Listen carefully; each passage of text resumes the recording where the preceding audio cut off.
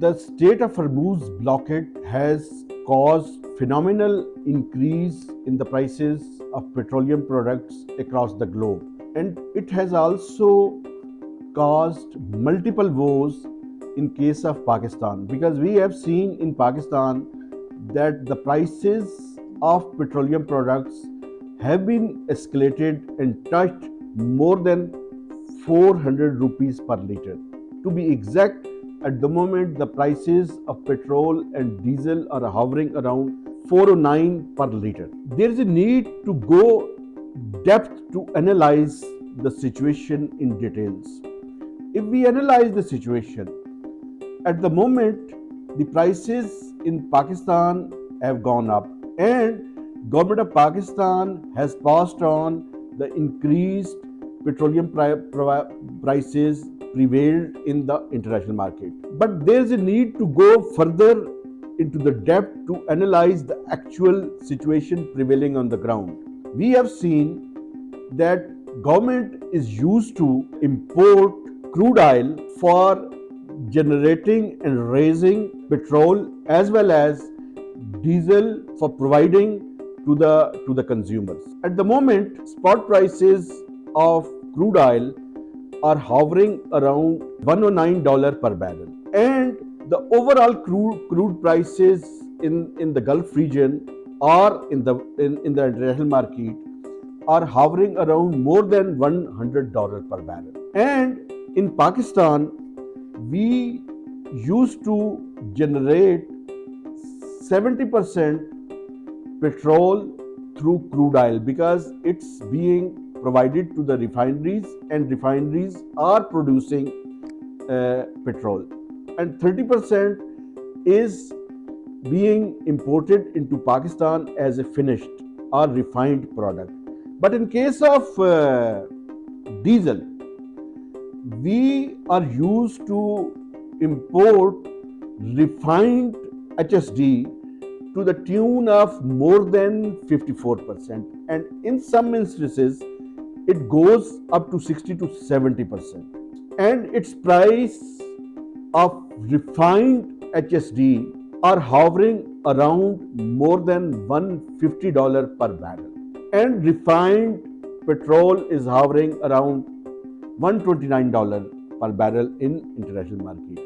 The story doesn't end here, because there is increased logistic cost, there is increased insurance cost, are increased for overall provisioning of transportation from that part of world into Pakistan. So this whole scenario multiplies the escalated prices, and there is no option available to the government but to pass on the increased petroleum prices to the consumer.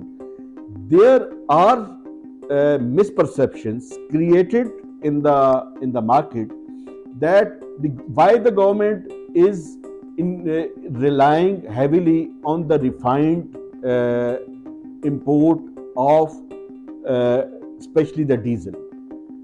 There are some reasons which I will elaborate at the end.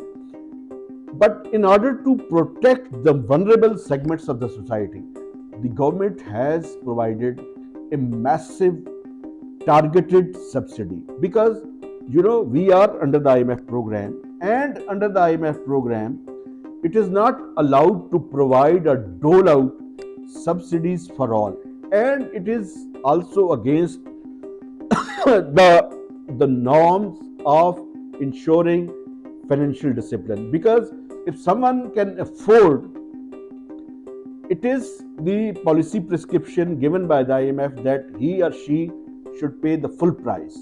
But for the targeted subsidy, the government has allocated an amount of more than 200 billion rupees, especially from they have cut down the development budget, because earlier that PSDP, the Public Sector Development Program, was slashed by rupees 100 billion, then 72 billion rupees was another was cut down and was placed into the austerity fund established by the Prime Minister. Now another 10 billion rupees has been allocated for this austerity fund, and provinces have also allocated certain amount for provision of this targeted subsidy. And this targeted subsidy is being provided for public transport, for two-wheelers and three-wheelers, and the small farmers, because we have seen in the last month that there was harvesting going on, especially for the wheat production. So this targeted subsidy was provided to protect the small farmers.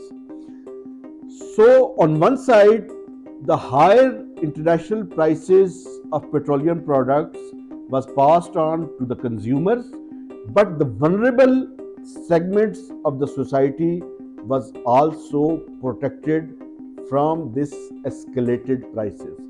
Now, what is the way forward? The way forward is that until and unless the Strait of Hormuz normalizes and the tension between the United States and Iran de-escalates, it's very hard to predict that the prices are going down in the near future. And secondly, the fuel and energy infrastructure was severely hit during this recent war between the United States and Iran. So because of this, it will take some time to bring normalcy or full restoration of the fuel infrastructure. So until and unless that fuel infrastructure is fully restored, it is very hard to assess and predict that the prices of petroleum products are going to be reduced in near future. That's why the IMF has projected upward revision in the overall CPI based inflation in case of Pakistan.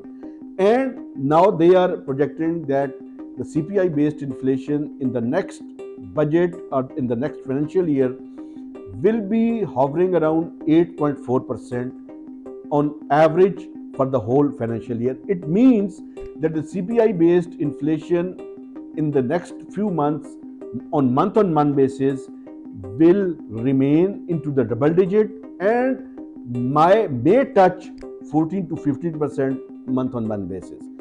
So what is the solution of this whole scenario? It is the responsibility of the regulator, OGRA, Oil and Gas Regulatory Authority, that they must mandate all refineries to upgrade their refineries upgradation in order to produce more crude oil and generate the finished products within Pakistan.